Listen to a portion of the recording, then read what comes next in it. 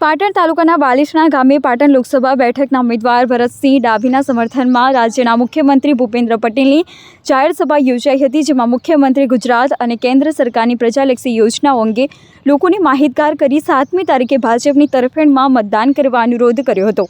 પાટણ લોકસભા બેઠકના ભાજપના ઉમેદવાર ભરતસિંહ ડાભીના ચૂંટણી પ્રચારના સમર્થનમાં આજે રાજ્યના મુખ્યમંત્રી ભૂપેન્દ્ર પટેલે પાટણ તાલુકાના બાલીસણા જાહેર સભાને સંબોધી હતી। ગામના વિવિધ સમાજના આગેવાનોએ મુખ્યમંત્રીનું પાઘડીનું ફૂલહાર, મોમેન્ટો અને શાલ ઓઢાડી સન્માન કર્યું હતું।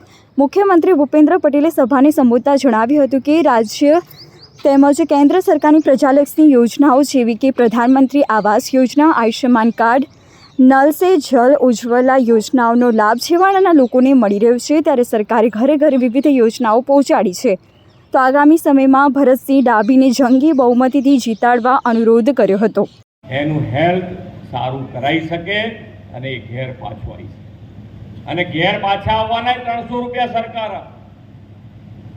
આ વ્યવસ્થા માન્ય નરેન્દ્રભાઈએ ખૂબ આખા દેશ નહીં દુનિયામાં સૌથી મોટી આ યોજના આયુષ્યમાન યોજના માન્ય નરેન્દ્રભાઈએ કરી।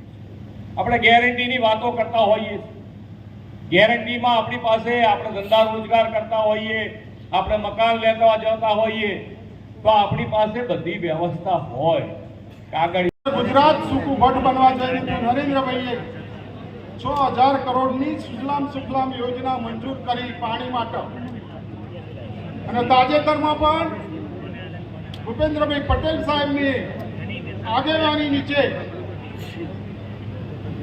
આપણે 156 સીટો સાથે ભારતીય જનતા પાર્ટીને ગાંધીનગરમાં સુકાન સોંપ્યું છે। ગામે ગામ હેલ્થ સેન્ટરો બનાવ્યા છે। હજુ પણ ક્યાંક ને ક્યાંક ડોક્ટરની બૂમો આપણે જોતા હોય, પણ ગુજરાતમાં પણ મેડિકલની સીટો કેટલી હતી તો કે ભાઈ 1375 મેડિકલની સીટો હતી, એટલે ડોક્ટરો 1375। તો આ જેટલા સેન્ટરો આપણા મેડિકલ વધતા જાય તો એની અંદર ડોક્ટરો કેવી રીતે